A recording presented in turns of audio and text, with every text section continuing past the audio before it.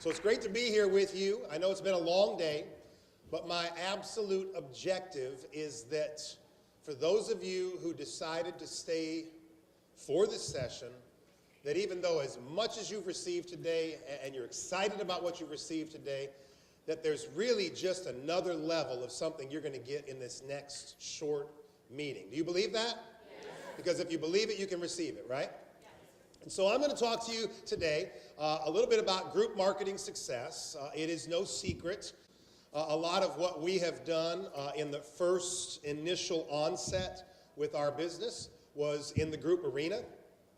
And the first time I had the privilege of sharing this information right here was just a couple of months ago in Atlanta, Georgia with Mr. Alistair Edwards. And we had a phenomenal time training together. We were both on the super regional, which had, 1,000 people there, something like that. And little did I know, I showed up. He was supposed to be my co-trainer, and we were going to do the class together. And I get there, and he goes, you know you're doing the training, right? And I said, well, no, I didn't know that. We were supposed to do the co-training. He says, well, I'm going to get up front and act like I'm training, but I'm going to ask you questions. So let's go ahead and jump into some group marketing success strategies, and hopefully we can help somebody get to the next level. And so the first thing I want to make is a disclaimer, okay?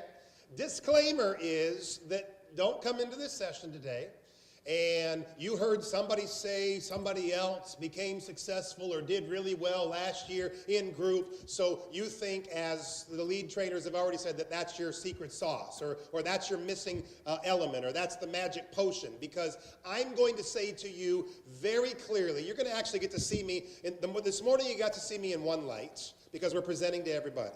And then in the training session, you got to see me in a little bit different light. I'm a little bit like a chameleon sometimes. And now in this session, you're going to see me in just a still little different light, because I'm going to tell you all right now that what I'm about to teach you is not for all of you.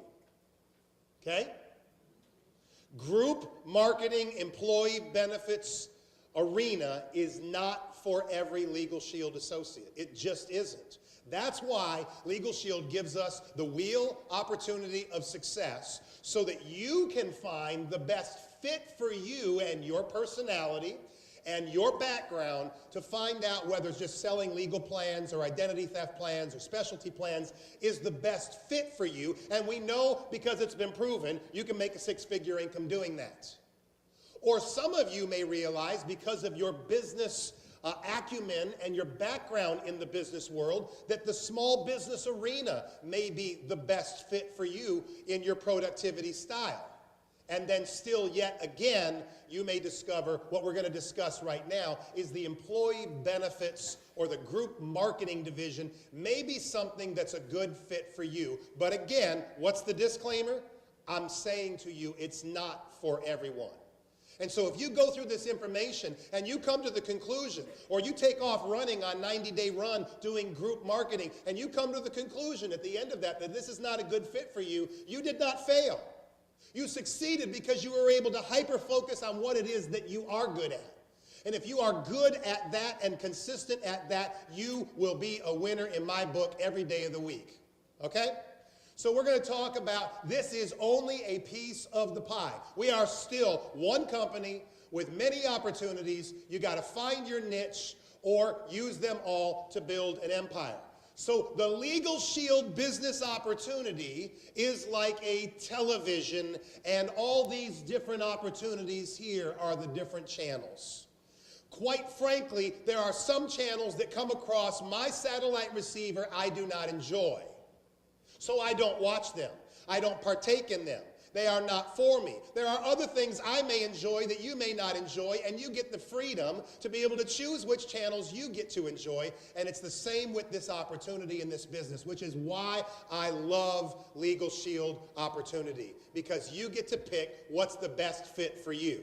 Are we ready to jump into this? And so let's talk about group marketing success. And so I've got 8 steps I want to review with you today. So if you're like Mr. Alistair Edwards, you're going to take 8 pages of notes. Or at least make sure you have 8 points written down by the time you get done. We're going to talk about know the ropes. We're going to talk about prepare for success. We're going to talk about who you're going to call. That's just fun to say, right? And we're not talking about Ghostbusters. We're going to talk about number 4, dialing for dollars, 5, closing the DM, setting up the enrollment, enrolling 70% or more consistently, and number 8, the morning after. Sounds like a soap opera or something, right?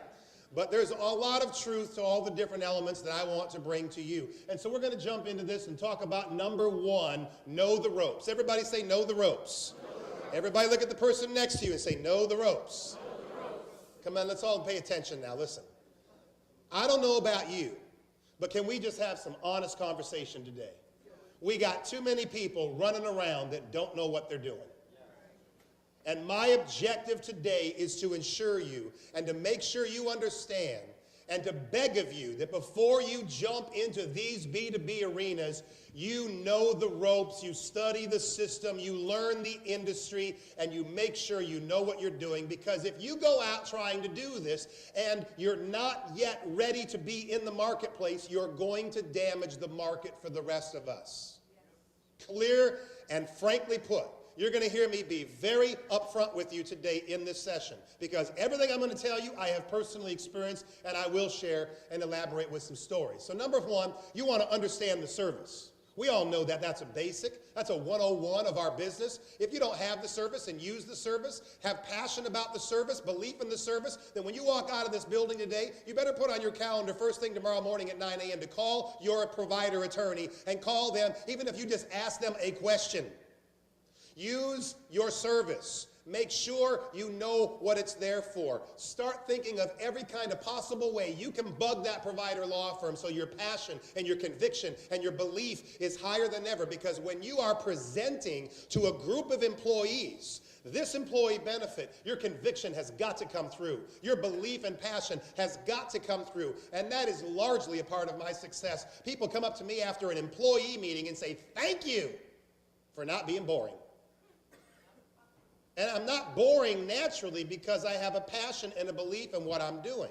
I couldn't get out there and sell something that costs twice as much as what somebody else could buy it for down at CVS or Walmart. We don't have that situation. We've got an undervalued product that we over-deliver on our service. And so we can be passionate and excited about what we do. Understand it and use it. Everybody say use it. Number 2, become an industry expert. People say, Scott, how did you do so well when you launched? And again, it's no secret that when I launched my business, remember now, when I started, I was in the hole. I was coming from behind. We were broke. We were hurting. We had to survive. I was trying to keep out of bankruptcy and homelessness. And I found out that going into group marketing might be the quickest way for me, maybe not for you, but the quickest way for me to try to keep out of bankruptcy by going right out. And instead of going out and doing one meeting at a time, I could meet with 20, 30, 40 people at a time and maybe make that work for me. And so in order to do that, I had to learn some things. Let's just talk about what we need to learn.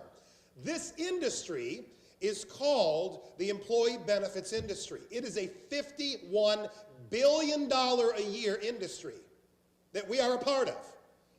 And that you need to learn the employee benefits industry. How do you do that? The same way you learn anything. I don't care if you got to go to the library, get on Google, figure out where the top training sites are about employee benefits, subscribe to trade magazines. Benefit Selling, Benefit Pro is one of them. Benefit Selling is another one. Those are both websites, by the way. Benefit Pro, Benefit Selling, both.com. Subscribe to their magazines, get them sent to you, read on the industry, learn the industry, study the industry, and everybody read this point number 2. Become an industry expert.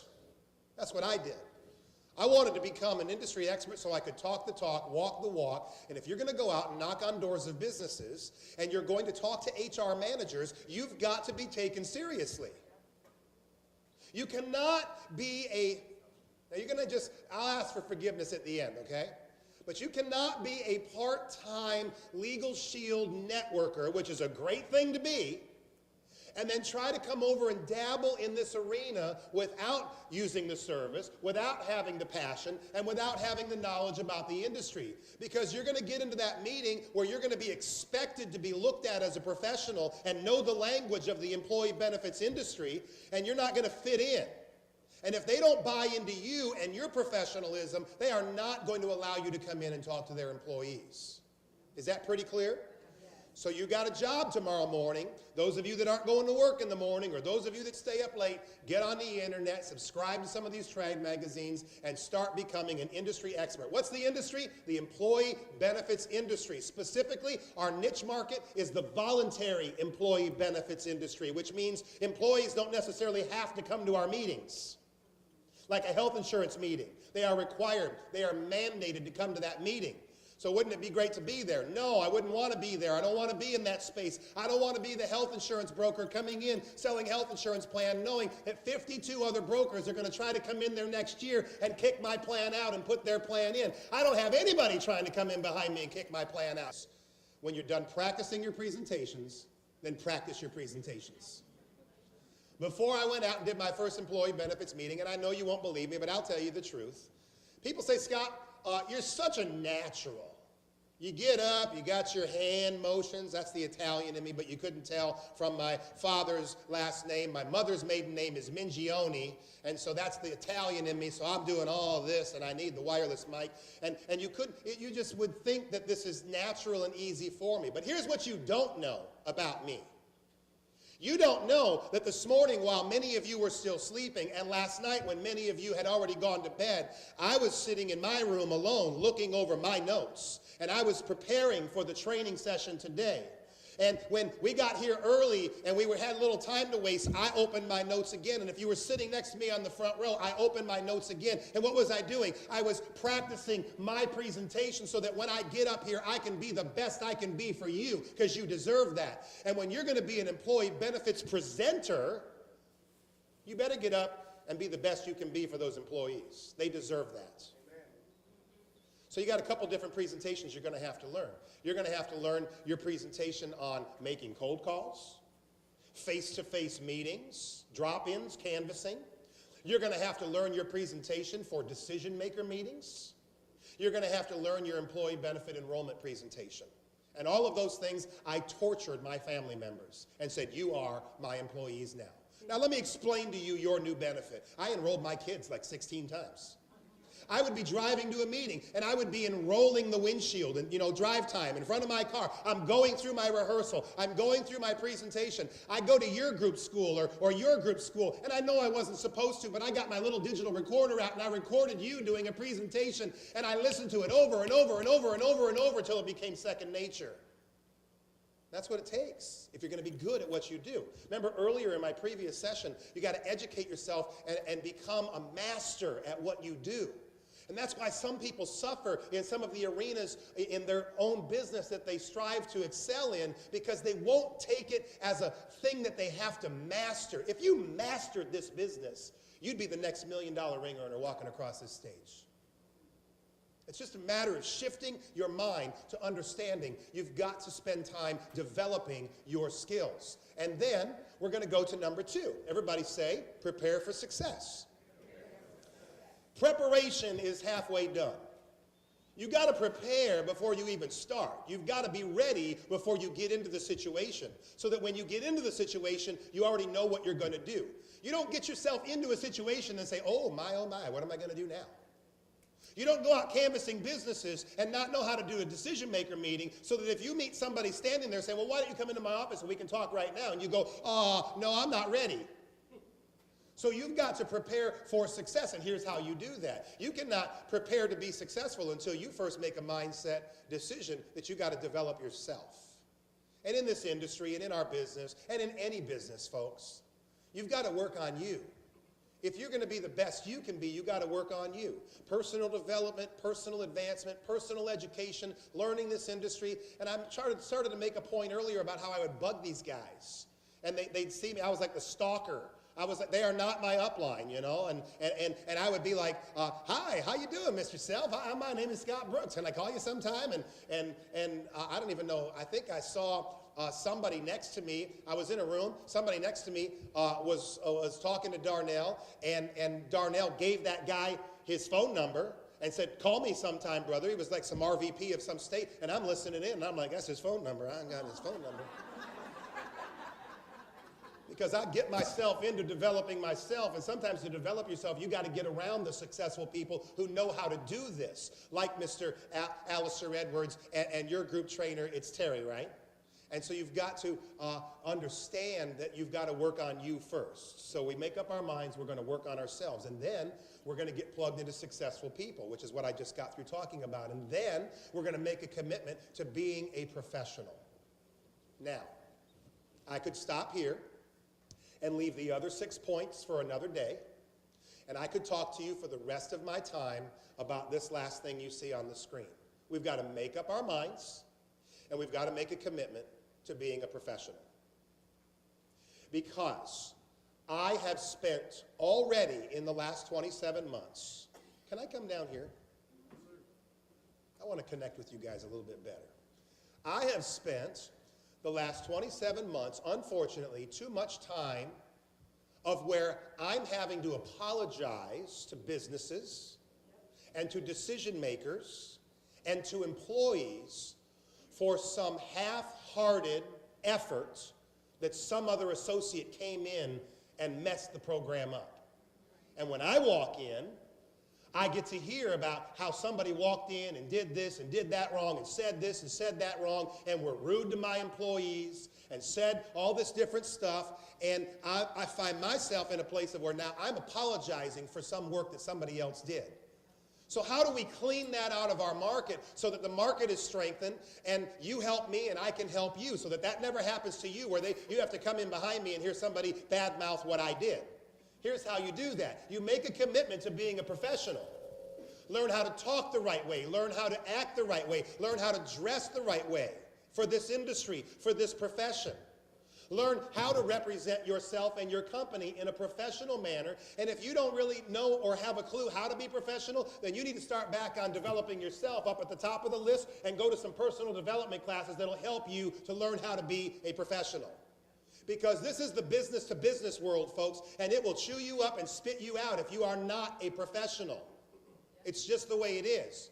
Because when you sit down with a decision maker or a company, they're going to look at you and say, is that person professional? And if they perceive you as being a professional, they might then perceive your company as being professional. And that's why you have the professional stance to be able to represent the company that's professional. And they say, I want to do business with a professional company, and I've got a professional agent to help me out. But if they take away from your meeting that you are unprofessional, and you got dandruff all over your shoulders, and your shirt looks like you pulled it out of the hamper that morning, and you didn't put deodorant on, or you didn't floss your teeth. I'm just trying to be real now. And you're all up in there, hey, how you doing, man? You know, I'm South Carolina, I can do that now. Because that's not going to go over well. You've got to learn how to do it. It's a funny story. When I was down in Atlanta, you know this gentleman, and I don't know who he was, but he came up to me after the meeting, Alistair, and he said, Scott, I got a real problem. He says, I am from India. And I have a very strong Indian accent, and he did. It was you had to really pay attention to him. He says, so it's a disadvantage to me to be able to do these presentations because I get prejudged before I ever get a word out of my mouth. He said, what's your advice to me? And I had to give him some really hard advice. I didn't say quit, it'll never work. I said, learn how to speak clearer English. If you think that's a disadvantage to you, then fix it. You can't tell me it's never been fixed before. You can't tell me with a strong accent from some other country. Some person hasn't come here and learned how to fix that with some time, some effort, some practical approach to how to fix it. And he said that's the most straightforward approach anybody's ever told me. Just go and go take an English class. Go take whatever he needs to go to do is what he needs to go do. Buy a Rosetta Stone class. I don't care what you got to do. Do what you got to do to be the best professional you can be. No excuses. Are we okay? Yes. Do you still like me? Yes. Awesome. Number 3, who are you going to call? Just say it like you mean it. Who are you going to call? Look at somebody like, who are you going to call? Okay, this is all about cold calling, okay? So we're going to talk a little bit about cold calling. If you're going to be in the B2B world, then you've got to get some access to qualified leads or qualified businesses. And the way I was taught to do that is no different than the way that you were taught to do it. If you go to one of these phenomenal trainers group training classes, which Legal Shield offers, I believe it's $149 or is it $139? Okay, so it's even cheaper than I thought it was. And so you're going to be taught that you've got to be able to get access to qualified companies. People say all the time, where do you call people? Where do you call businesses? So the first thing you got to do is get access to a business directory. I use Reference USA. Okay? Reference USA. You should write that down if you've never heard of that before. There's other business directories, nationwide business directories, and they have a listing of every corporation in America and who runs them and how big they are and what industry they're in and how many employees they have and how much their sales volume was. These are nationally known business industries. Reference USA is one of them. Hoover's is one of them. There's some other ones that you guys recommend in your group school. What are they? They're out there. Info USA. Okay, there's all kinds of directories. I use Reference USA. Now, Reference USA, if you go to referenceusa.com, you can subscribe to that service for about $695 a year to have access to the National Business Directory. Or, everybody say or, you can go to your local library, and chances are they have already paid the $695 or been granted a subscription, and they have access to Reference USA. And if you get a library card like I could produce out of my wallet from my local library, then you can be a member of that library and go to their site and use their Reference USA version for free. So that's what I did where I live, and I had a guy call me and say, I went to my library, Scott, and they didn't have Reference USA. And I said, no problem, go to the county next to you. He said, they don't have Reference USA. I said, okay, go to the next county next to you. How many counties are within 50 miles or 60 miles of you? 5, 6, 7. Call every one of them. I wouldn't even drive. I'd just call them. Do you have Reference USA? Do you have Reference USA? And when you find one of them that has Reference USA, I would say, can I get an online membership by calling you, or do I have to physically get in the car and show up? Just figure it out. Get a membership to that library system in that county and get access to Reference USA or Hoover's or some other national business directory. Now, once you've got access, that's not the magic potion. You got to use the tool, because all that is a tool. And if you got a listing of every company in your county or your state or your zip code or your street or your region, the next thing you got to do is up here on the screen, master the filters to find qualified businesses. Whatever business directory you're using, they have filters. You guys know what filters are, right? You can filter stuff in or filter stuff out. When I buy airline tickets and I say I want to leave between 9 a.m. and 11 a.m. and I don't want that dark kill me flight at 5 o'clock, on Reference USA. You can print out so many different ways. You can do a spreadsheet. You can import it over to your Excel. You can do all kinds of things. What I did was each company I allocated to print one page per company. It had the company's name, the address, the phone number, the contact people, the industry they were in, a little bit about their business, their website, and the hierarchy of leadership and management. Sometimes it would give me the owner's name, the HR's name, etc. And I would print out one page per company, so if it was 91 companies in my hometown, I had a binder, and I put a spine on it with that zip code on it, and I had 3-hole punch paper. Am I good? Oh, you're so kind. And I put 3-hole punch paper and put it in a 3-ring binder for that zip code. Now when I'm ready to call that zip code or go visit that zip code or I'm driving to that zip code, I grab the binder and I'm in the car and I'm going, and I'm not wasting my entire day trying to talk to businesses that are not qualified. So I did that for, gosh, I think out of the 37 zip codes in Charlotte, somebody said, well, how many did you get through? I got through 5. I got through 5 zip codes and became a $250,000 ring earner. There's 32 more zip codes if anybody wants to come to Charlotte and help me. And the 5 I penetrated barely touched them. Barely touched them. So what does it take? I'm trying to help you get a bigger picture. How do you earn a $250,000 in a year? You know how many groups I opened last year? 34 groups. What? I opened 34 groups. I missed my goal of 36 because at 36 they were going to give me a $3,000 bonus, which was the group incentive bonus for opening 36 or more. And so I was very upset that that was the only group incentive I missed in 2013. I won every other incentive, about $17,000 in incentive money that they just gave me as a bonus. Because when you open your first group, you get, I think it's 200, what's the bonus for? $250. Thank you. It's been a while since I opened my first group. When you open your third or fifth group or whatever, they give you $500. When you open your 10th group, you get $1,000. And then they start sending all this bonus buck money into your back office. And I've got like 10,000 bonus bucks in my back office. I'm buying hats and cups and mugs and stuff I can give away and stuff I can give to employees. Yeah, everybody gets a mug today, whatever. You need all that bonus bucks for all your marketing material. Okay, so I'm going on a little bit. But sort out the bad. Even when you print out your list, you're going to see things that come onto your list that shouldn't be there. So use common sense. If you're looking at something that you didn't intend to have spit out of the filter system, and you're looking at that going, that's probably not a good fit for what we do, then you need to just filter that out. Like I printed out my list, and even though I filtered out municipalities and police departments and fire, all that stuff to start out with, because that's not where my focus was, I still had schools in there, I still had different things in there that I wasn't interested in prospecting initially, okay? Let's move forward. Prepare your local directory. I just got through explaining that. That's my 3-ring binder, sorted by zip code, put the pages in the document, and that's what I can use to call. When I make cold calls, I just write my notes on the back of each page. I call, I dial, and I take notes on the back page so that when I pick my binder up next week, I can see if I called them last week, and I can keep that process going with my notes being current. If you're more tech savvy than me, then open up a Zoho account or a Salesforce account, get a CRM going, and keep track of everything in your professional CRM. Now, dialing for dollars. Is this step number 4? Good, because I'm getting tired.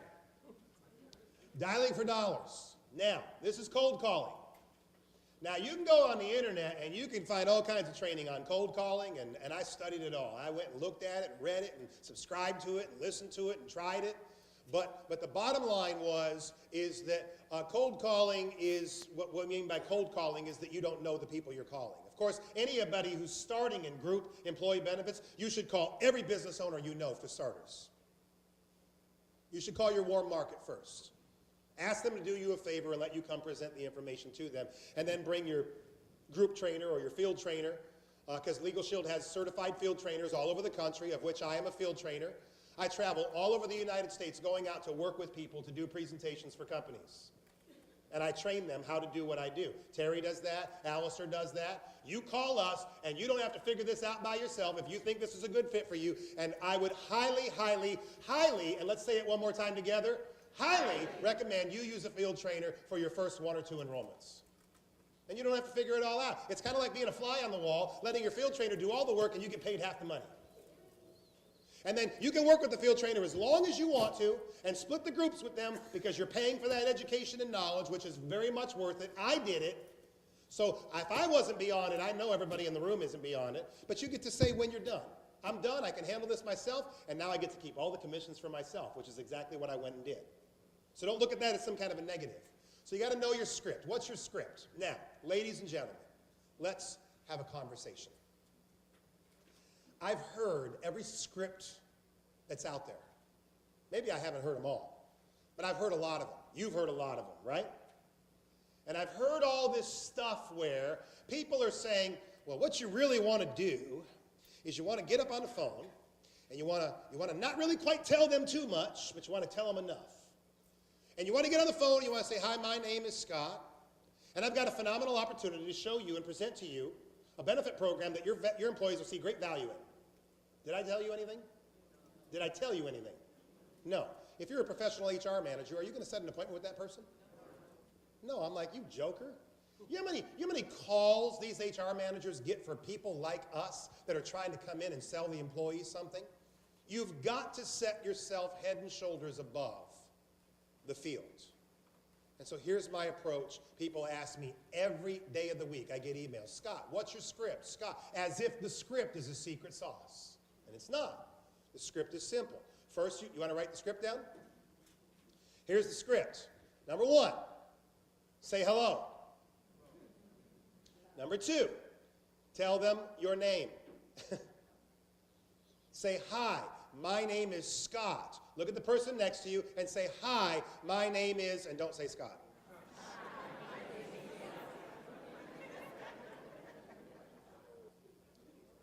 Now, I didn't really have to make you do that, but that's called a diversion when you're a public speaker, so I could take a drink while you were all laughing. And so, call the people up, be polite, introduce yourself, say hello, my name is Scott. So I tell them who I am, then I tell them who I'm with Legal Shield. Have you ever heard of us? I don't care what their answer is. Yes, great. No, great. Who I am, who I'm with, what we do. Who I am, who I'm with, what we do. Sounds something like this. Hi, my name is Scott Brooks. I'm with Legal Shield. Have you ever heard of us? No. We are a company that specializes in the employee benefits industry in a specific niche market, selling legal plans and identity theft protection as an employee benefit to protect your employees against these two injustices in America. I could never say that again right now. Who I am, you don't have to use my language. Who you are, who you're with, and what we do. What do? We sell employee benefits to companies in America that specialize in the what areas? Legal plans and identity theft plans. That's what we do. Then the next part, number 4, is your credibility statement. How we've helped others. Hi, my name is Scott Brooks. I'm with Legal Shield. Have you ever heard of us? No. Well, what we do is we sell family legal plans and identity theft protection to your employees to protect them against absenteeism and presenteeism. We can offer this at no cost to your company, like we have already done at over 34,000 companies nationwide. That was what? A credibility statement. You're not my guinea pig. We're not brand new at this. Who I am, I'm forgetting what I'm doing now. Who I am, my name, who I'm with, what I do, and how we've helped others. We've already put this program in place at over 34,000 companies nationwide. Now watch where I'm going with this. And I can show you how to put this in place at no cost to your company. That's my script. Who I am, what I do, who I'm with, what I sell, how I've helped others, and I'd like to show you how we've helped others. What's the next step? Ask for the appointment. I'm going to be out in your area next week on Tuesday morning. Would you be able to schedule a short visit with me to put a face to a name and a name to a face so that I can shake your hand and bring you some valuable information to help you understand more about our program? What are the 2 answers they're going to give you? Yes or no. I don't care what their answer is, because when I'm in cold calling mode, I am dialing for dollars. And who you're looking for, let me help some of you. Who you're looking for when you are in that zone of cold calling, you're looking for companies who are looking for you. What do you think the percentage is going to be of cold calling businesses of people actually looking for what you do? It's very small. They saw it in a trade magazine. They read an article in Benefits Advisor. They were at a SHRM convention and they heard about identity theft in the workplace. The FTC came out with something, or BLR, Business Law Review, put an article out for the 10 best practices for HR in 2012. It said, get your employees a protection plan against identity theft that includes restoration. I don't care how they heard about it, but if they were exposed to that information and you call them and tell them who you are and what you do and who you're with and how we've helped others, you're looking for people who will respond to what you just said. None of this hidden message, convoluted stuff. I'm going to come and wow you with my great plan. You're not even going to get the appointment. So spend your time wisely and follow that agenda, and you will begin to see some success, because all you're looking for is who's looking for you. I don't care if they say yes or no. It is not a personal rejection to me if they're not looking for this benefit for their employees yet. They may not be ready yet. They may not have had an employee who's been a victim of identity theft yet. They may not be realizing the cost it's costing their company for the lack of productivity by absenteeism, because people are taking, I think we read the article, was it Melissa yesterday? We read that old statistic. It said 50% of all employees miss at least, was it 1 day of work every year or something like that because of a legal issue. But there's different surveys and statistics. But people, you got to make that point. And so you're just looking for companies who are looking for you. So the first thing is you got to know your script. And if you would like, Brian, I will send you the script I just was giving them, and you can make it available however you make stuff available to your market or to you, Terry. It's no big secret. It's not a secret. And here's what I'm going to tell you. Please, please, please say it one more time for me. You guys are slow now. See, it's getting late. Please, please, please say it one more time for me. Okay, we got to wrap this up because it's getting bad in here. Please save yourself the agony of writing 100 different scripts like I did. And calling top group producers all over the country, what's your script? What's your script? What's your script? As if there was a secret sauce. There's no secret. If you call enough people and you suck, you're going to get appointments. You'll get better over time, trust me. If you do what I just showed you to do with that script, you don't have to ever waste another minute of your life trying to figure out what the right script is. That script will work just as good as any script you've ever seen or heard. What'd you say, let's go hunting? I said that dog will hunt. That dog will hunt. Thank you very much. And that man is from the South. I was down in South Carolina somewhere, and some guy said, that's like something on a June bug. And I was like, I don't even know what he said. It's something on a June bug. I'm like, on a June bug? What? He kind of scared me, you know. I didn't know what was going on. You need to set a goal for how many dials to dial, how many numbers to dial, how much time in a day can you make phone calls. Some of you need to really listen carefully to what I just said. And I'm going to move on. Set a goal for how many numbers to dial. Scott, how did you know the analytics of exactly how many members to dial in the demographics in which you are situated? Well, my decision was easy. Here's how I figured it out. Remember how broke I told you I was? I had to lower my cell phone plan and kick my kids off the plan for a short period of time when I was broke.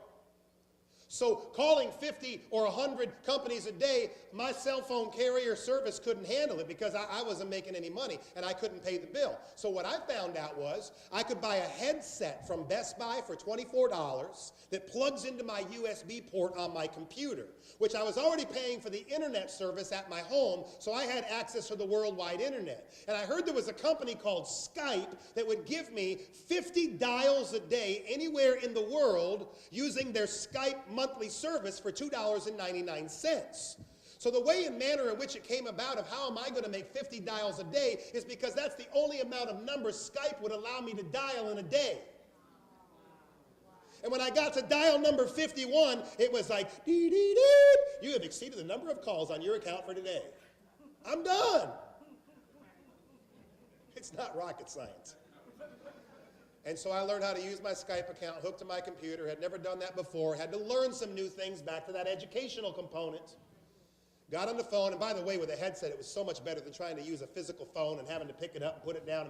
You just sit there and click and dial, and if you organize yourself right, you can even click to dial. So you can have a database loaded, and it's like click, click, click, click, click, call, call, call, call, call. So how long did 50 calls a day take me? 50 calls a day took me, on average, 3 to 3.5 hours per day. You can maybe do it quicker. In the beginning, I started thinking, here I go again, because I'm sort of an anal freak when it comes to making sure I'm doing everything the best possible way. I decided I was going to leave voicemails for everybody. And so I wrote about 16 different scripts for voicemails. Tried them all. You know how many calls back? Listen to me. This is the absolute, honest to God truth. You do not think I would lie to you, do you? Hopefully you don't, because I won't. Out of the thousands of cold calls I made launching my business in this arena, do you know how many companies that I left a voicemail for ever called me back? You are the winner, sir. Please stand up and hold your finger up. One guy called me back. One. And I was in the car driving down the road, didn't have my script in front of me, had nothing of it, and I was like, oh boy, I don't know what to say to this guy. Really blew it bad. So I set a goal for how many calls today. And I also learned in my research of this industry, becoming the industry expert that I told you you need to be, that the average people who do cold calling for a living, like telemarketing companies, they cycle their employees usually between 3 and 4 hours a day of cold calling because at that point it's called burnout. So I wouldn't advise you try to go more than that. You will fry your brain. Okay? Next you need to do, keep track of your matrix. What's that? Keep track of your calls. Keep track of the results. Keep track of what happened. And so you want to look at your results. How many did you dial? How many did you leave voice messages? How many DMs did you speak to? How many people are not interested? How many appointments did you set with a DM? You want to keep track of all of that. Why? So that eventually, you do it long enough, you will be able to figure out exactly how many dials you're going to have to make on a daily or a weekly basis to make X number of appointments, because it's called a law of averages. Okay, so I need to move on. I'm going very slow now. The longer the day gets, and this is my third 1-hour session, I'm slowing down, and I want to get you guys out of here because I'm ready to go sink my teeth into a nice big steak somewhere. Now watch. So this is where we start separating the men from the boys and the girls from the women. Okay, ready? 50 calls a day. Are you with me? Yes. How many decision makers did I speak to? 5. So was I getting ticked off all day long when people were going to voicemail and people were blocking me and not letting me through? No, because I already knew that I was only going to speak to 5 people. So dial for dollars. That's your mentality. I'm dialing for dollars. 50 calls a day.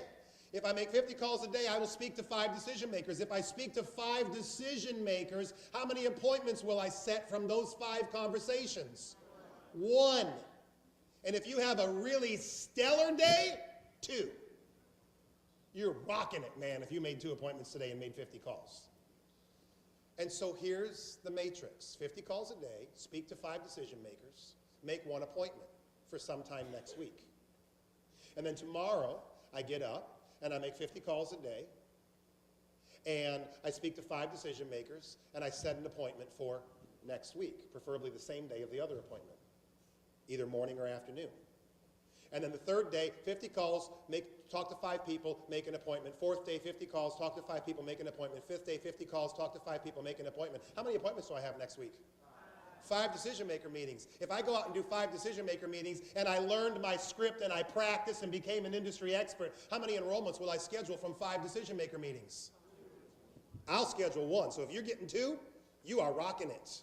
I am not that good. I just get numbers on my side to cover up where I'm not that great. So if I do 5 DM meetings, now watch what I'm going to say. When I say I will get 1 enrollment, I mean I'm going to get 1 enrollment scheduled on my calendar before I walk out of their office. On the books. We would love to do this. Great. Can we look at the calendar and figure out when that'll fit? Do you have a staff meeting coming up? Do you have a safety meeting coming up? Is there an employee meeting or a place or gathering place where I can get in front of all the employees in a certain space of time? And we look at the calendar and we schedule that DM meeting. So if I do 250 calls a day for 5 days, 50 calls a day for 5 days, 250 calls a week, and I made 5 decision maker meetings, and I go out next week and I did 5 decision maker meetings and scheduled 1 enrollment, what else am I supposed to be doing that week? Making 50 calls a day. That's where people lose it right there. Woohoo! I got some appointments, and then they don't keep doing what's working. And so that week, you got to go out and do your 5 decision makers, preferably as many of them tucked into the most condensed period of time as possible, so you can be back in the office doing things that are productive. I would not schedule 1 a day, for example, where I got to get in the car and get dressed and go out and do all that, because when I'm dialing for dollars, I can be very professional sitting around in my Nike gear. You know, I don't have to get dressed up working from home. And I did that for 90 days, and at the end of the 90 days, I had enrolled 12 companies, made $32,000, and filled my pipeline so big, watch this, I was able to start backing off of my cold calling regimen. You don't have to do it forever. Somebody once said, it's funny how the harder you work, the luckier you get. Isn't that funny? You were out there, you were in there, you were talking to people, you were meeting people, you were visiting with people. Man, you're so lucky! Don't forget about the 250 calls a week I made for, all those weeks and all those appointments I made. And that's all I had to do. So get yourself organized, figure out what I'm talking about, find out how to use that script, rehearse the script, learn the script, memorize the script. And when people would say, what's this all about? Because they didn't say yes, they didn't say no. They were like, who are you? What's this all about? Guess what I did? I went back to the beginning of the script. My name is Scott Brooks, and I'm with Legal Shield, and this is what we do, and we help companies do this. and da-da-da-da-da-da-da. And the reason I'm calling you is I'd like to show you how we can put this in place for your company at no cost to your company, and I'm going to be in your area next week. Can I get an appointment? That's what I did. That's how I did it, and that's all there is to it. Now, let's be honest, and please don't respond to me. Majority of people in the room, they're not going to go do that. And that's okay. Maybe you can do 20 a day. Maybe you can go make 10 calls a day. Everything will proportion itself out to the point of where you will see the results proportionately according to the activity you are putting in. Okay? And so that's how we do what we do in the group marketing arena. Then you got decision maker meetings, and you got to close these people. I'm going to start moving pretty quick now, okay? You got to close the DM. You got to go out and meet these people. What do you want to do first? Read it. Remember my whole lesson about being a professional? You cannot be getting your janky old self up late with an unpressed shirt and showing up to this guy's business and walking into his business expecting for his attention, and you're 5 minutes late. That's not how professionals behave. That's not how we act. So if you want to be on time in the B2B world, you should be sitting out in front of their business at least 5 minutes early, maybe 10, waiting for the opportune time to walk in between 5 till and 3 till your appointments. So be on time. Can we all agree to do that? Yes. If you're going to be late, and I have been late, traffic, accidents, ice storms, whatever, in the 2.5 years I've been almost doing this, I've been late 2 times. And what do you do when you're a professional? You pick up the phone and you call the decision maker, even if it's a voicemail. Hi, this is Scott. I am so sorry. I am stuck in traffic. I'm going to be late. I apologize in advance. I hope we can still keep our meeting. I will be there as soon as I can. And I continue my press to get there. Just try to be a professional, because you do not want to have to walk into that meeting and try to overcome your inadequacies first in order to try to get them won over to you, okay? Number 2, no bad photocopies. Everybody say it out loud. What in the world am I talking about? I'm just having fun now, because I've been in the business a little while, and I've walked out and done some group meetings and field trainings with people, Brian, and I walk out and I say, well, what are we showing them today? And they've got their presentation ready that they're going to give to the decision maker, and they've got these horrible 3rd and 4th generation black and white photocopies of the quality marketing materials that Legal Shield will give us for free. Why are you showing up with that to your meeting? That is not who we are. It is sure not how I build my business, and you're hurting my business by running your business like that. And so you've got to get a millionaire mindset. You've got to get a success mentality that says, I'm going to do things right. Maybe the way you were raised, people didn't do things right. Maybe even your church you go to doesn't do things right. But you got to get rid of that ghetto mindset. And I don't care if you're black or white. We can all live in the ghetto. You got to get rid of that ghetto, broken down, half-hearted, it don't really matter, it's not really important mindset, and go in there shining like a diamond to impress and to cover over any inadequacies you have with your blitzy, wonderful, sharp, incredible, properly printed, no misspelled words, and no bad photocopy marketing material. I love this. I taught this in Chicago, Alistair. And the group RVP, the group VP came up to me. I got through doing that right there. The group VP ran up to me. He's like, give me a high five, man. It's like, yeah, I've been waiting for somebody to say that. Okay, cool. Because I'm going to say stuff that everybody's thinking. And that's what we got to do to make sure our image is the best there is in this industry.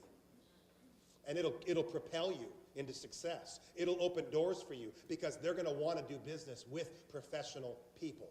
Now, practice your presentation. Have we seen this before? Yes. And then, ladies and gentlemen, very, very carefully, lean into me, and I'm going to lean into you so you hear this carefully. You're leaning in? When you're done practicing your presentation, Brian, you got a really sharp group here. If you can't practice your presentation of how you're going to do a decision maker meeting, then you're not going to be able to do a decision maker meeting properly. And if you don't know how to do a decision maker meeting, then you need to get a field trainer like Terry or like Alistair or call me to come out and do the decision maker meeting with you. And we'll come out and spend the day in the market with you if you'll do your job and get on the phone and get us 4, 5, or 6 appointments over a day or two. We'll spend time with you one-on-one, have lunch with you, share with you anything you ever want to know, and we'll show you how to do a DM. And we'll do it for you, and then we'll say, now it's your turn. We're going to watch you do a DM, and we're going to hold your hand through the entire learning curve process. That's how you become successful. But I hear people, well, I'm not going to call no field trainer to come in here and help me because they're going to expect me to split the group with them. Well, how many groups have you opened? Practice your presentation. Now, I'm going to teach you my close in the DM meeting. Now, DM meeting is kind of like an individual presentation. Can you see that all right? I'm going to move this. Do you love me now? Yes. You just love me more, right? Wow, I'm even closer to the screen now. This is my close. I got too many people that I've seen, they go out, they do the presentation to the decision maker meeting. And how do you do a presentation to a decision maker? Okay, it's very simple. Do you all know how to present a flip chart to an individual? Do you know the key selling benefits of the legal plan? Do you know the key benefits of the identity theft plan? You need to communicate that to the decision maker. You know how to do that. The only component you need to learn how to do is how to communicate to them the value it brings to their company by reducing absenteeism, because people don't have to take as much time off of work to deal with their legal issues, and increasing corporate productivity, so that it's a value to them and it doesn't cost them anything because it's an employee-paid benefit. So then I explain the services, you know how to do that, and then I get to the end of my meeting, and then you have to close. So I'm going to give you my secret sauce number 2. You may want to do it different, and that's fine. This is what I do, and it works for me. I get to the end of my presentation, and when I present to a decision maker, I present to them just as if I was trying to sell that individual a membership. Because let me promise you something. If they don't see the value in the membership, they are never going to let you come present it to their employees. They're not going to go, well, I don't really like it, but I'll let you come in. You got to wow them. I've never yet had anybody that said, I don't really see the value, let me come in. If they don't see the value, they're not coming in. You're not getting in. So I present it to them like I'm talking to them. Do you see the value of this, Mr. Decision Maker, Mrs. Decision Maker? Don't you see how you could use this for your family? Oh, yeah, I see the value. I like it. I love it. So then I say, Alistair, you're my decision maker. Sir, you're the expert here. How long have you been at this company? 8 years? That's awesome. You're the expert, and I need to lean on your expertise. What did I just do? I edified them. I built them up, made them look like they're bigger than life. You're the expert. You know what works here. You know what works in your company. We don't have to reinvent the wheel. You've tried it all. You've had lunch and learns and benefit meetings and benefit fairs and staff meetings and safety. You know what works to get your people together so people can present material that you find value in showing to them. You're the expert. You know what works. You're the expert. You know what works. Say it with me. You're the expert. You know what works. So then I say, what method of rolling this out would be best for you? And folks, I'm going to tell you, 9 out of 10 times, that decision maker will start having a conversation with me. Well, we've done lunch and learns before, and they work really well here. Well, we've got a benefit fair coming up, and that would work really well. Well, we've got a staff meeting once a month that you could come to that and be a part of that. Well, we have quarterly safety meetings, and you could come and do a presentation to every one of our employees at a safety meeting. Why do they be able to respond to that? Because you're not asking them to create or invent or do something they've never done before. Just flow with what they already know. You're the experts. You know how to do this, and they're just dying to show you how expert they are because they've got an answer. And that's how I close my meetings, and they will jump into that conversation. Now, let's be honest. Every once in a while, somebody goes, well, no, hold on right there. Not so fast, bucko. I got to talk to my manager. Oh, you're not the leader here? Yeah, I got to talk to my CEO. You know what? Anytime they say I need to talk to, I need to get advice, I need to get a recommendation, I say, great. What's the answer? Dave Zavula, great. Awesome. You talk to that person. Do you see the value in it? Yeah, I see the value in it. Do you suspect this might be something they'll be interested in? Yeah, I suspect this might be. Great. When would be comfortable for me to call you back to follow up? It's just numbers. If you're doing enough numbers, you don't care. You don't have to get all stressed out, like please, please, please, please, please, please, please, please, please. You don't ever have to be like that. If you got enough numbers and you're doing those decision maker meetings, you can just be who you are. And if people say yes, great. If people say no, great. It doesn't matter. Now, the next session, whoops, backwards. Here we go. Setting up the enrollment. When you get the decision maker to say yes and you put the date on the calendar, you are just at the beginning of getting the account set up properly. Your work is not done. It's just beginning. All the work of doing that, setting that up properly, lies in front of you. So the first rule of thumb is this: leave nothing to chance. And I would encourage you to write this down, then write over it again so it's kind of like bold font in your notes. And then I want you to put that little squiggly circle you do around it. Leave nothing to chance. Because if you leave something to chance, chances are it's not going to work out. Chances are you're going to get there and something's not going to be in place. Chances are you're going to think everything was great, but you haven't communicated with the decision maker of how we're really going to get this taken care of. And so you're going to show up and the room's not ready and the people aren't ready and they weren't advised, and it's just not going to work out. So my rule of thumb is leave nothing to chance. Pre-enrollment communication is key. You need to talk to that decision maker. How are we going to do this? What room am I going to use? I want to know what the room looks like. How's it going to be set up? Will there be tables or will I need clipboards? Everything you can think of. There is a checklist. Legal Shield gives us a checklist with all this stuff on it. Make sure you're using it so you don't walk into any surprises. Handle all possible objections. Don't walk into the meeting thinking you're getting a payroll deduction group and you didn't get an absolute verbal yes that's a payroll deduction, and you get there, start trying to do a payroll deduction, and in the middle of your meeting somebody raises their hand and says, oh, we didn't approve that. That's a bad feeling. And if you've done this for very long, it happens to the best of us. You thought you had it covered, you just got to try your best. Or you didn't pre-communicate all possible objections that we're going to take the enrollment forms that day while we're there on-site enrollment. And you're in the middle of your enrollment walking people through the form, and some CEO or CFO or HR manager stands up and says, hey, Scott, we decided we're going to give them 2 weeks. That's a bad feeling. But you could have prevented it by leaving nothing to chance, making sure you did your pre-enrollment communication and your checklist, and handling all possible objections. Are you really understanding the things I'm saying to you now and the seriousness of it? You control whether it works or not. There's going to be bad days.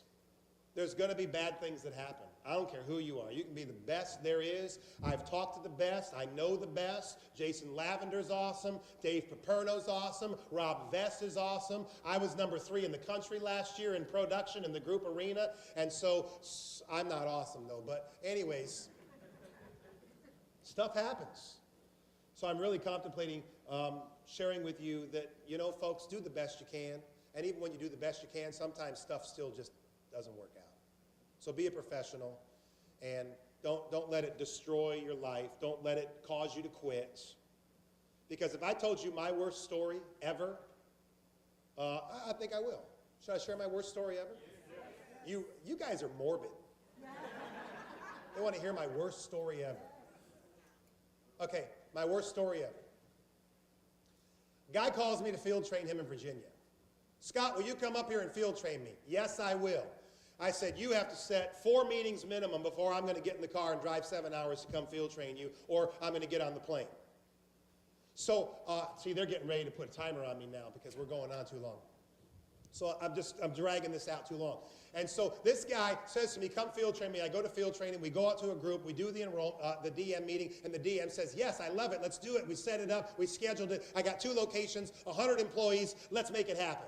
Awesome. New agent is excited. Field training worked. We scheduled the enrollment. We're getting it ready. We left nothing to chance. We coordinated with the DM. We set it all up. I drive back to do the enrollment at site number 1. We do the enrollment. We get 60% of the employees enrolled. And we go to the next location, and we go to that site, and we do the enrollment, and we get 60% of the employees enrolled, and we're cleaning up, and we're finishing up, and we're excited, and I'm excited, and he's excited, and some astute-looking man walked in the room, shut the door, came up to the front, and said, "Hi, my name is so-and-so. I'm the CEO of the company. I'd like to talk to you." And I just had a feeling that wasn't good, because he wasn't in any of my meetings. And he said, "Here's my problem. I just got off the phone with my decision maker, and they told me you were not authorized to take enrollments while you were here. You were just coming out here to do a seminar and provide lunch for my people."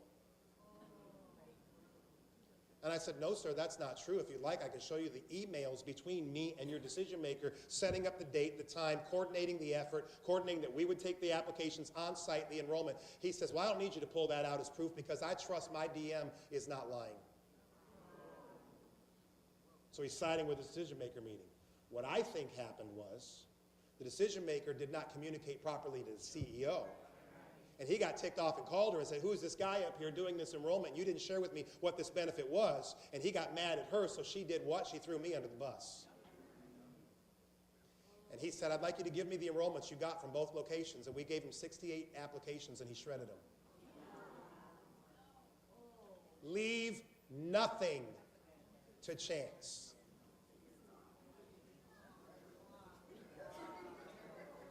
That quieted the room up real quick. Plan the enrollment to fit the needs of the company, okay?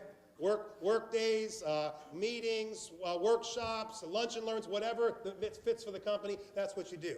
I'm going to blast through this. Enrolling 70% or more, how do you do that? Get the payroll deduction. That'll help. Greet the employees. Get there early. Don't be frazzled. Don't be running around.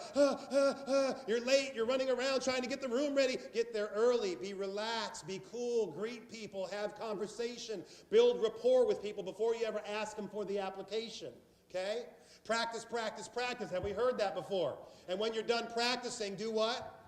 Practice again. Present with confidence. The number one thing I can leave with you is when you present, you are in charge of that meeting. You lead them through the process. You show them what you're doing. You had authority to be there. You were invited there by the company. So take charge of the meeting and tell them how to fill out their apps and how to select which option they want, that you're going to turn it in and you're going to collect it, and don't be shy about it. Lead them through strongly with your leadership through the process of the enrollment, and don't back up, because your confidence will show them that you're in control of the meeting and you're there by authority of the greeting of that decision maker. That'll save you tons of time. Lead the room with authority. I just said that. And then the morning after, fortune is in the follow-up. Who said that? Brian Carruthers. Fortune is in the follow-up. Here's what I mean. Meet with the DM after the meetings. Explain the service to them. Explain how this is going to happen. They're going to get their monthly billing statement, right? Give them the handbook for the decision maker so they know what to expect. They have the phone numbers to the billing department, at the group department, and Legal Shield. Meet with your decision maker after you've done the enrollments. Encourage them. It went great. It was wonderful. Do you have any questions, etc., etc.? Then send a follow-up email within 48 hours. Thank you so much for letting us come and be a part of your company. We're looking forward to a lifelong relationship building with you. If I can ever be of service to you, please feel free to call me. This is all basic business principles, right? Check again in 30 to 40 days. Why 30 to 40 days? Because that's after they get their first billing cycle. After they've got their first billing cycle and they've paid their first bill and they've figured it all out, call them and say, is everything okay? Is everything fine? Do you have any questions? Is there anything else I can do? And now once that call is done, you're good to go. You don't have to call them back for another 6 months. And then call them back 6 months after that and start scheduling to go back out and do your servicing re-enrollment to catch all the people that couldn't make up their mind. Handle all the problems quickly. As a professional, if there's a problem, and they will come, handle them professionally and handle them quickly. What do you got to do? Know the ropes, prepare for success. Who are you going to call? Dial for dollars, close the DM, set up the enrollment, enroll 70% or more, figure out how to do follow-up. Success is up to you. You have to believe to achieve. Believe the service, believe your training, believe in yourself. You can do anything you decide to do. Everything you need to succeed you learned in kindergarten. I remember this on the wall when I was a little kid in kindergarten. If it's to be, it's up to me. And that's how I made $400,000 in the last 2 years. And now I'm focusing all my efforts so in the next 2 years I can make another $400,000 networking. Thank you very much for your time. Will I be professional? Some of you will, and some of you may not know what that means because you don't come from a professional background. So these are things, there's a learning curve that you need to go through. Number 3, will I stick with it and prospect every day? Now, 98% of people that are full-time in Legal Shield just don't have jobs anymore. So just because you quit your job does not mean that you're full-time in Legal Shield. It just means you don't have a job anymore. 98% of people that I've met and become friends with in Legal Shield that don't have jobs anymore are not working their Legal Shield business full-time.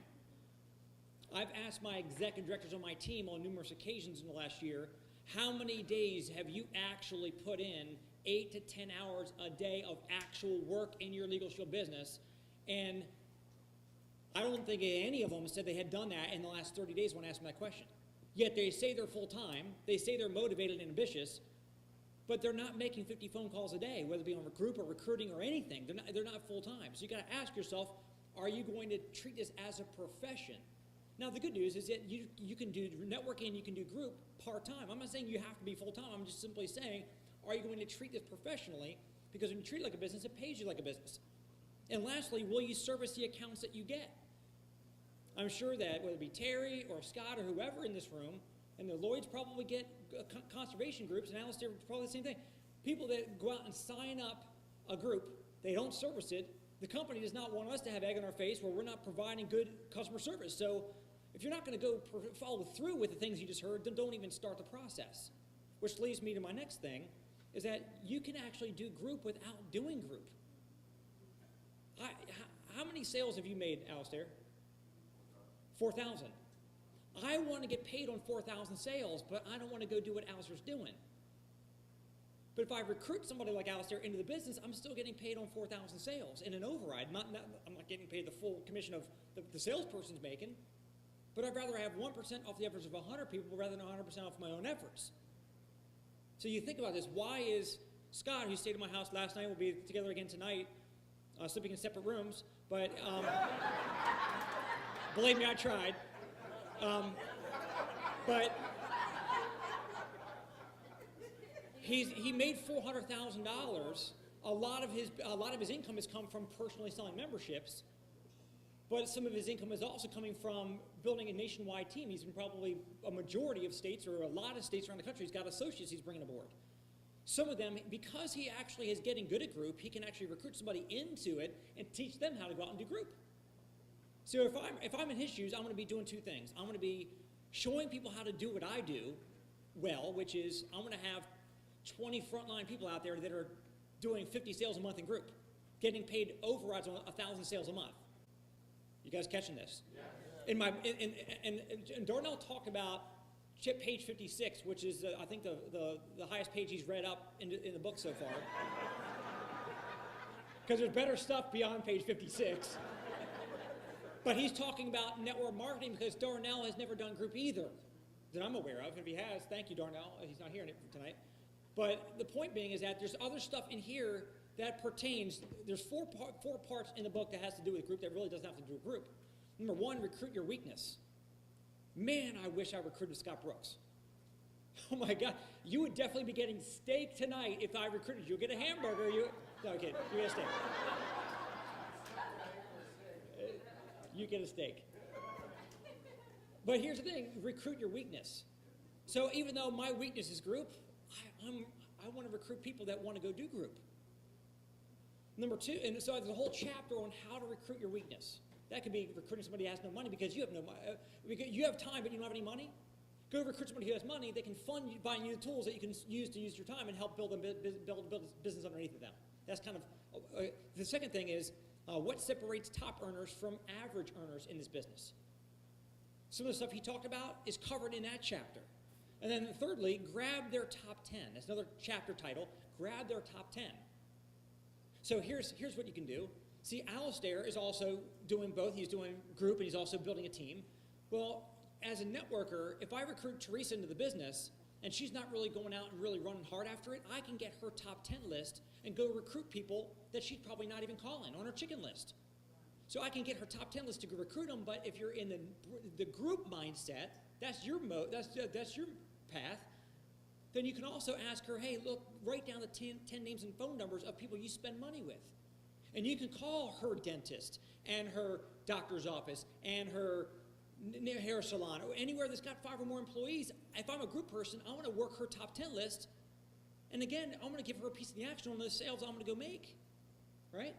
And by the way, I'm glad Scott said this, because if I wrote down here, 50% of something is better than 100% of nothing. And so many people are so greedy, they would rather say, no, I don't want field trainer help. I want to go out there and do it myself, because I want to get, if there's 20 employees, I want all 20. First of all, you won't sign up all 20. First of all, your closing ratio will be higher if somebody who's good at it first goes in and does it. So if you go in and do it yourself, you might get 5 out of 20. A pro goes in there and probably gets 10, 12, 15 out of 20. So 50% of them helping you is going to be probably more in your pocket than you doing 100% yourself anyway, when you net it all out. But more importantly, you're getting their time for them to show you how they got so good so you can be good like them. So you can make a decision tonight to stop being bad and get paid while you're good. And then lastly, I already pretty much said it, which is basically, this is it. The last chapter that I kind of pertains to the group and networking is the Jar of Marbles chapter. Now, you might have Skype, and you basically are just going to make as many calls as you can until it doesn't let you call anymore. That was his thing. He would have made more if he could, probably. What I find is that a lot of people are just not going to make the 50. And sometimes you need some kind of an external device that's going to help you to make those phone calls. Paul J. Meyer, the billionaire that I got a chance to learn from. Okay, he earned over $1 billion in his lifetime. Actually, he authored and sold over 2 billion of his own books and audio programs. At the age of 23, he earned over $600,000 in income in 1940s dollars, which is almost $8 million in 2014 money. At age 23, he earned about $8 million for the year in insurance.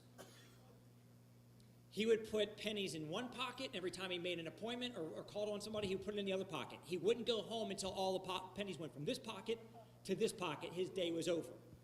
I like the idea of having a jar of marbles.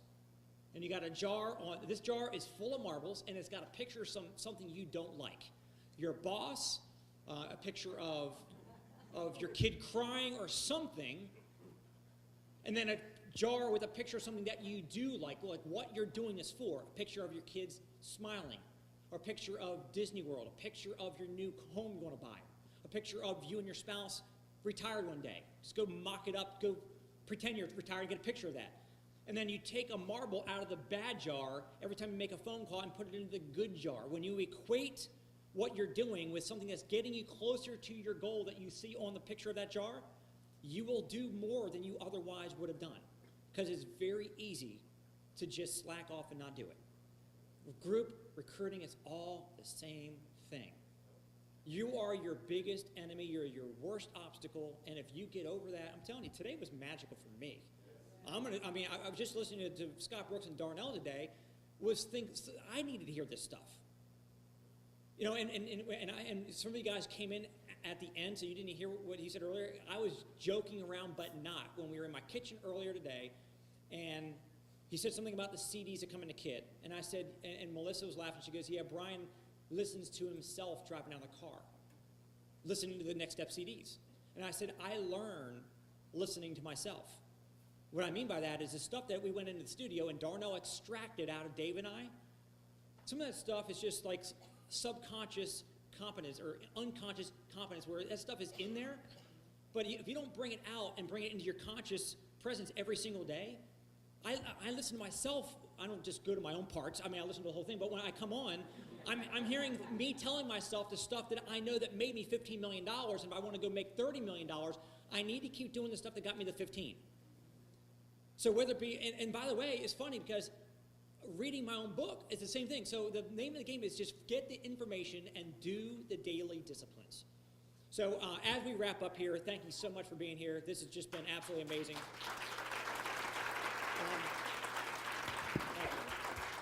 And here's the thing. Just think about this. In network marketing, you make money by helping people get good because you override it. Scott, how many people in this room do you override? None? He overrides not a single soul in this room, but yet he just gave you everything that he's got. That's, look. He won't be in the back of the room selling an audio program of how to do this for $97. He actually gave because his heart says, I want to help people. He gains nothing financially from this, but yet he does. Because the more success you guys have, the more companies out there across North America are properly approached and properly serviced and love our membership, it's just going to help him get more accounts himself. We all help each other here. So as we leave out of here today, I just encourage you guys to set your goals for March. Make sure you go out there and kick some serious butt. Apply.